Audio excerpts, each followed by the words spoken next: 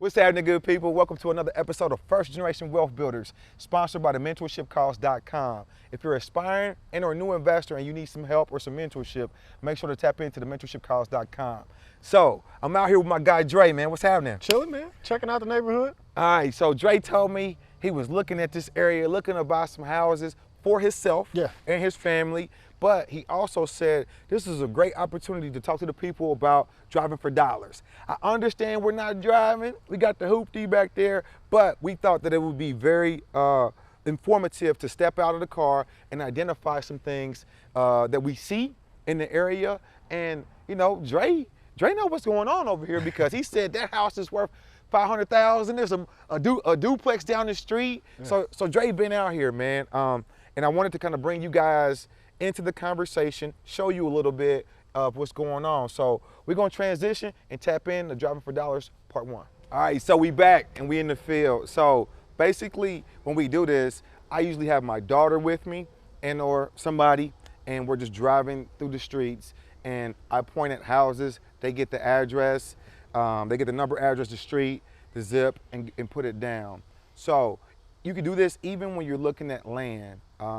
If you're looking at land, what you want to do is get the address of the house before and the address of the house after. Therefore, you can dictate the cadence of the numbers and understand what the potential address would be for that piece of land and or parcel. So in this case, we're going down the street. We saw this house. I think somebody's doing a little bit of work on it because they actually have paperwork and permits on the door. But if it didn't have permits on the door, you would be able to see that it has some water damage. There's some wood that's rotted, the windows are old, and things of that nature. So I would basically get this address down, 555, whatever street this is, and then I would basically skip trace it. To skip trace means that you're gonna put it into an application where you put in the address and information, it's gonna kick back to you a name and phone number of the owner. Now, in some cases, when you're skip tracing, the number may not come back if you don't have a corporate account. When you have a corporate account, it allows you to get the names to businesses that own or corporations that own the property.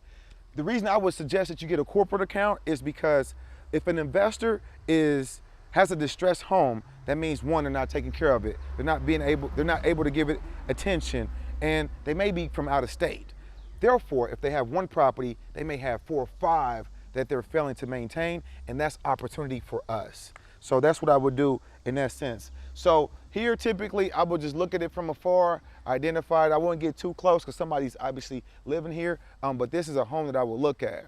So now, one thing I wanted to ask you real quick though, we also talked about the streets that you want to be targeting, right? So correct. Talk a little bit about this street, because I see a house that looks like it's older but doesn't look like it's in too bad a disarray. You got this one that looks like it really could use some care and feeding, and then the rest of the street to me looks pretty decent. So what, as you're evaluating an opportunity, talk to me about what this street says to you about this particular opportunity. That's a great point. So the fact that, you know, I think we were going down there and there was a house that was $300,000. This is Mapleton Fall Creek. Therefore, a couple blocks down, their houses are getting renovated. So that's what I would call the juice. You're in the middle of it, and the property value is the highest. So we're in the surrounding area of it. That means when we fix this property up, the ARV, the after repair value of the property will be great. And it will be comparable to the other properties that are within less than a half mile. So let me play that back. What I'm hearing is once you get this house to the point that it looks like the rest of the neighborhood or better, you're gonna inherit the value of the rest of the neighborhood. 100%. Bingo. And you also have to look at it like this. Since that house is fairly decent, it's a little bit older, needs a little bit of work, but it's not in disarray. You got a couple houses that look good here. That is very marketable. Somebody's going to want to live in the area because they're not in the midst of, you know, all the reconstruction in the entire street. 100%. That makes sense. Okay, I'm with you. So this is a very attractive investment. You know what I mean? Now, I would say that this is going to be a little tougher than what it looks, just because you see the brick, the stone that they use to build a patio. It's kind of like old-fashioned. So they may have to tear that down and redo it, and that could get costly. Just to kind of give it a modern look, right? Okay. You know what I mean? I can see that. And The cost of wood is high. It has went down here recently a little bit, but the cost of wood is high.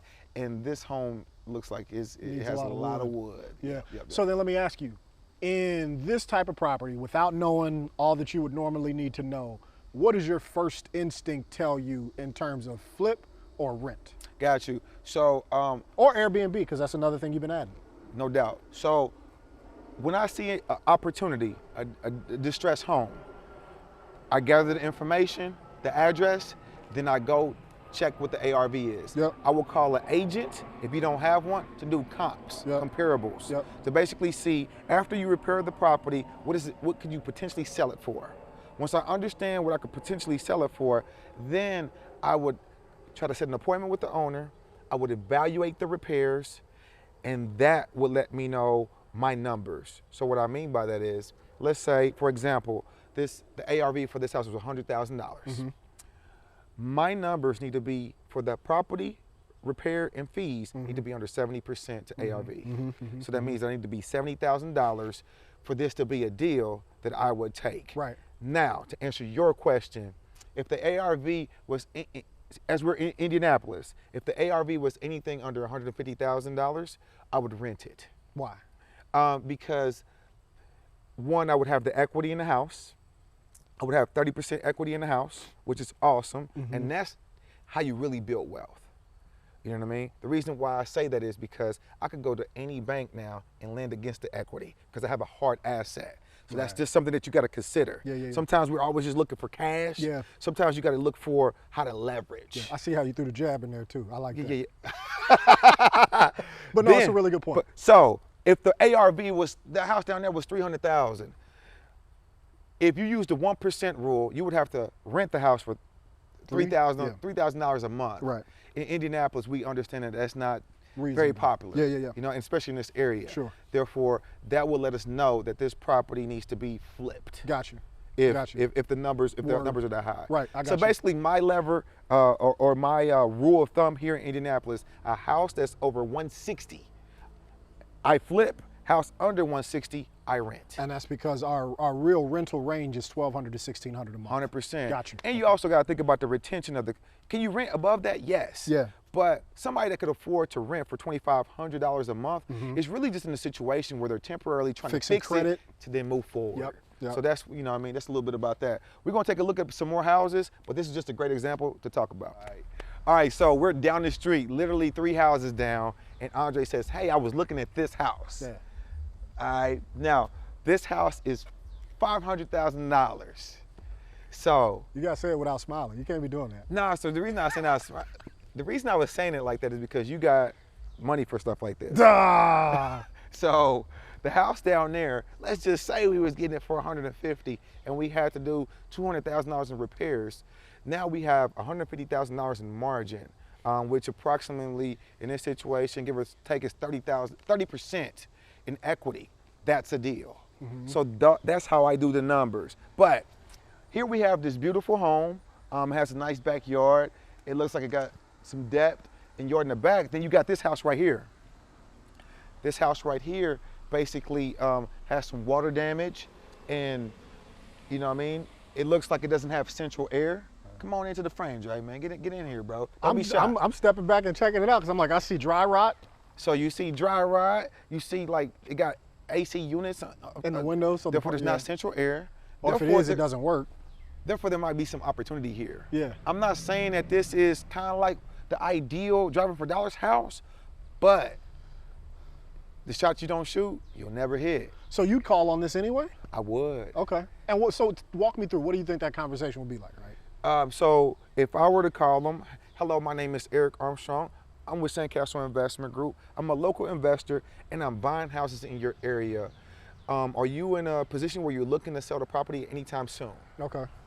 So at that moment, they'd be like, nah, I ain't looking to sell.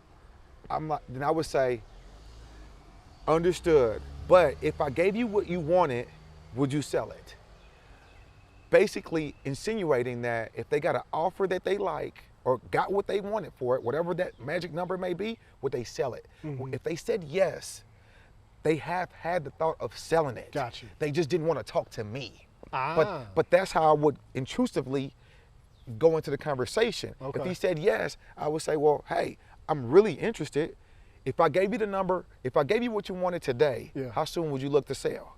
Now you're starting to gauge their urgency. Yeah, okay, gotcha. Their urgency. Because if they said, I don't know, that means that they're not in the rush. But if they say, hey, I'll sell it tomorrow, now you know you just need to set the appointment. And following their answer, I would then say, can we set an appointment for me to walk through the property here in the next day or two? Okay. Then I would be quiet. I would say nothing. Negotiation one-on-one. You ask a question, the first one to answer would lose. So I wouldn't say anything. I would allow them to stutter their way through to the appointment. Yeah. So then let me fast forward then. Okay. From there, this looks like we agree it doesn't have central air.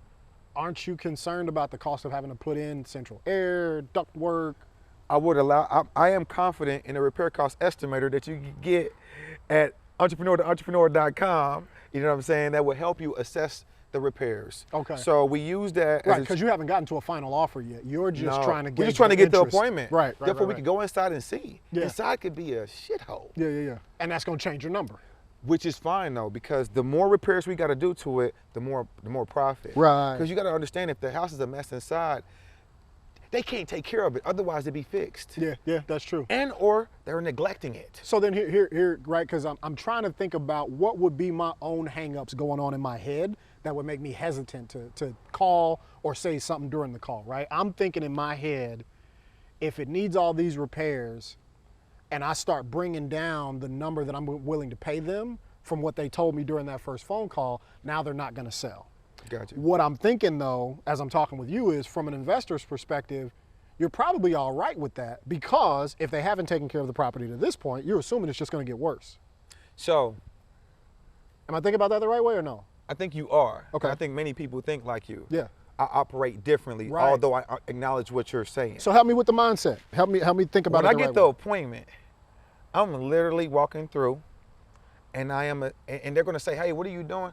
I just need to assess the value of the property. Right. I don't tell them that I'm going to look to see what repairs need to be done. Right. You don't want to go there insulting somebody about their property, because they may have an emotional attachment to the property. Sure. That's why they don't want to leave. Yeah. That's so you don't want right. to do that. You just say, hey, I'm just assessing the value. Yeah. Then, before you leave the appointment, you make the offer. You don't go back, because they may not pick up your phone call, because you're not the only one looking at this house. Right. There are thousands of investors. Therefore, you want to be proactive. So while you're there in person, what you could do is just say, hey, I just assessed everything. There's a lot of work I got to do. And so for it to make sense to me, I know that you said that you would like 150. Yeah. I was like, but I gotta take care of that roof and that right there. Yeah. And I gotta take it down to rebuild it. Yeah. I'm now drawing empathy to the work I gotta do to it. Right. So what I could do is, I could take it off your hands. That's the pain point. They don't want to deal with it. They're tired, they're stressed. I can take it off your hands right now, but it'll be 150 though. I mean, 125. You okay with that? Yeah. You see how you? Yeah. So in some cases, they may not answer yes right away, but it'll allow them to reason with you. Yep. So here's the monkey wrench, right? Because you got to think, if they've let the property get into a distressed situation, there's something going on. But then I've found that people have rose-colored glasses when they look at their property, especially when you're comparing it to this one. So I want to bring it back here. They're selling this for $500,000. You want to offer me 125. Go. How do you reconcile that conversation if you engage in it at all? So in most cases, I would say, hey, do you have the resources Bingo. to get this done? Right, because if you do, you can sell for. Yeah. You know what I mean? So I it's not an insult, you got to be careful. Yes. But that's how you approach it. I like it. This is going to take a whole lot. So I have to make my work look very dramatic. Yeah. You know what I mean? We're going to have to take that down to redo it. Yeah. It's going to take us like 3-4 months. And so like when I'm doing all that, they're like, oh, hell nah, here. Yeah. You know what I'm saying? In some cases, yes, in some cases, no. Now, what they may say is, hey, well, we got a couple other investors coming to take a look at it. And that's where you have to build rapport. Okay. And so that's where we have to let them know that I'm not an agent, but I have an agent on the team. That if you have questions and you're not sure going through this process, I just want to let you know I'm a resource of knowledge that I could help you get out of the project different ways. Because whether you buy it or whether you sell it to me or not, I have somebody that could assist you. Yeah. So that's how you bring value to the situation, right. and you differentiate yourself from the next the investor sure. that is just worried about a number. Yep. You know, we are too, yeah. But in this case, we want to make sure that we're sensitive enough to understand that they don't know what to do. Yeah. And we're providing them that option to get to where they want to get to. Okay, let me leapfrog on you and then I think we're done. Yeah. So I'm looking at this house. Yeah. The house, I would think somebody already lives in it. Right. But then I look at the little apartment building in the back and I see spray paint and yeah. What's your take on the availability of this property? Good observation. We just need to call them and see if it's for sale. Yeah. Don't overthink it, right? Just make and that's why driving for dollars is so efficient, because you can see it. Yeah, you're not going through a list. Right. And so you're literally going through the area, and as you are going through this and doing it, you're getting familiar with the neighborhoods in your area. Right. So the more you do it, the more proficient you get, the more you understand the streets, yeah. the more you understand value, and you're gonna develop a niche. Mm-hmm. And when one house is starting to look bad, you're gonna be able to just kind of follow up. And follow up is the key to any salesperson. Yeah. You know what I mean? So I think we got enough information here to get you started. We're gonna do a little bit more, but till next time, I'll see you on First Generation Wealth Builders.